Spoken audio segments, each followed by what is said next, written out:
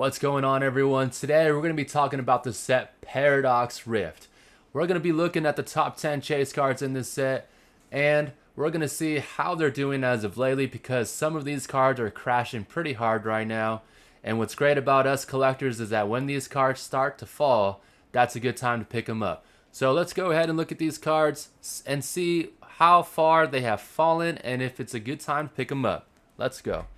First off, we got the Roaring Moon EX, definitely my favorite card in the set. And pre-release prices for this card were $80. And then upon release, this card shot up for a few weeks, was selling for about $100, $110. The all-time high so far for this card was $114.35. And then and at the end of November, this card actually saw a low of $94.57. Started ticking up in the upward direction at $110 in the beginning of December. However, lately has been slowly and quickly falling to $87.34. So it looks like people either already had this card or maybe the FOMO effect had been lost because now this card is selling for only $87. So we'll see if this card can drop below $80. It is the top chase card in the set. Now, in the number 2 spot, we got the Iron Valiant EX. It's a sweet card. I didn't like it at first, but it's starting to grow on me over time, and I don't have it in my collection yet. So let's see how the prices are doing for this card. Let's see. So upon release, this card was selling for a mere $50, or that was pre-release. Upon release, it was selling for about $55. This card in November was selling for $55. Dipped down at the end of November to $50, and then for a good part of December, most of December, started ticking up in the upwards direction and saw an all-time high actually of $71.40. I remember seeing that and I was getting excited about Paradox Rift, but since then it has fallen from grace and is currently sitting at a new low of $49.64. So only a $49 card right now. I was kind of happy to see that because I don't have it in my collection yet. So we'll continue to watch this card because it is a brand new future card and it's an SAR of the Iron Valiant. So we'll see how this card ends up doing in the next few months. Next, number 3 spot is the Gholdengo, and this golden boy has also fallen from grace. Pre-release prices were crazy for this card, $100, and then upon release it was selling for about $40. The all-time high for this card was $42.96 in November.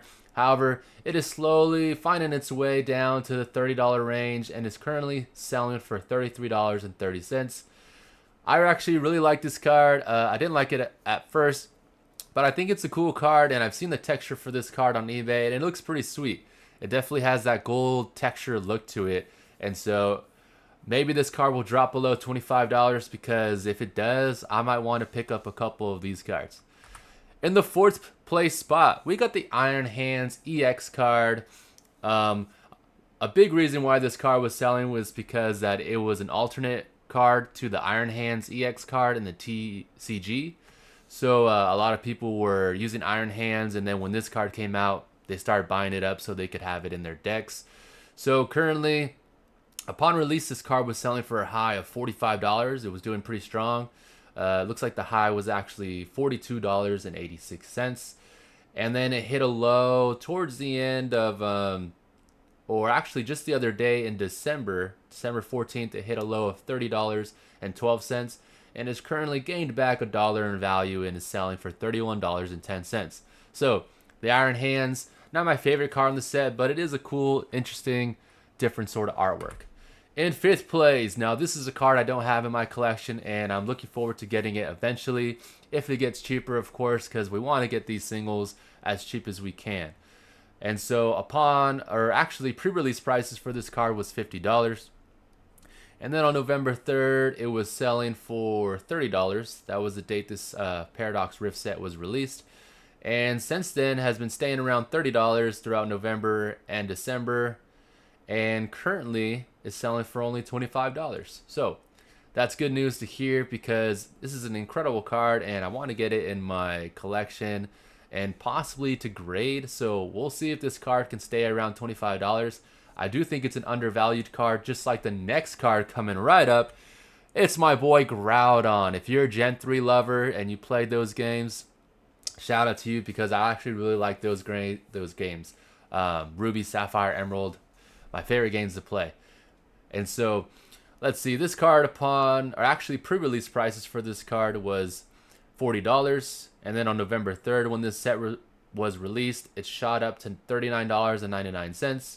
However, since early November, it's been dropping. It's been slowly dropping to about $30 and currently has a new all-time low of $24.64. So it's even cheaper than the Garchomp. They're both neck and neck, selling for about $25. To me, those cards are just absolutely too awesome to be selling this low. And so we're gonna see how these cards end up doing in the future. Right now, we're only 2 months out of this set. We're getting into January, so these cards could get cheaper in January and February.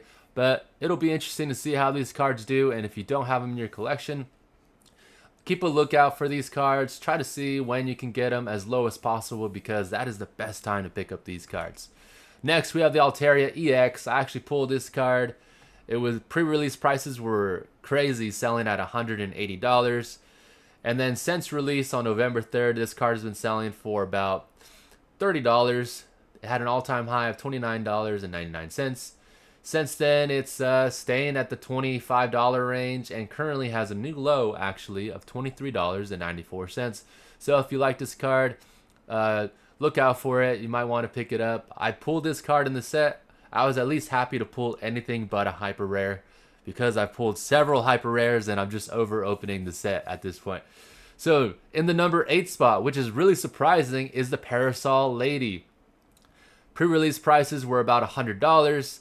And then upon release on November 3rd, it was selling for $40 for like a day. And since then, it's selling for less than $30. It's been staying flat the past 2 months and actually saw a new low of $23.67.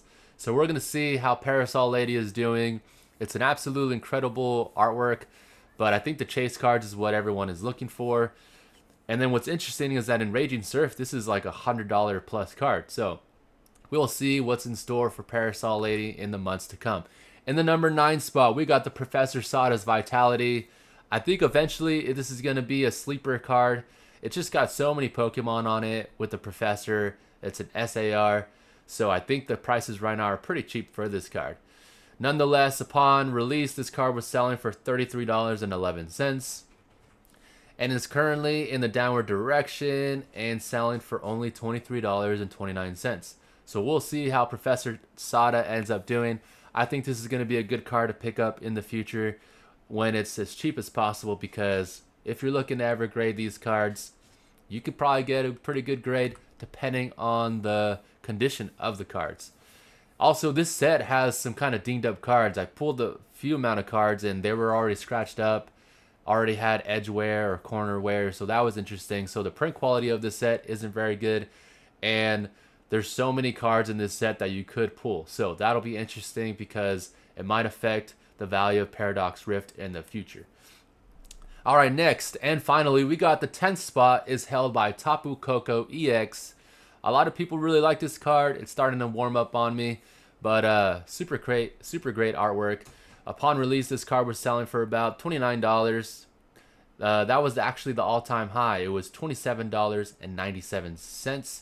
So it hasn't been able to pass that $30 threshold, but currently is selling for only $19.12. So what are your thoughts on this card? Do you think it's a $19 card or do you think it's a $30 card? Because the market is proving that not everyone's buying this card at $30. Definitely that has to do maybe with release, is that cards start pretty high and then over time they lose value, especially if a set gets printed again. So we'll see what's in store for this Tapu Koko. I think it's a pretty cool artwork, but if we can get these cards cheaper, that is always better. You always want to get these cards as cheap as possible because your return is only going to be better. The value is going to be better over time for your card if you get it at a cheaper price.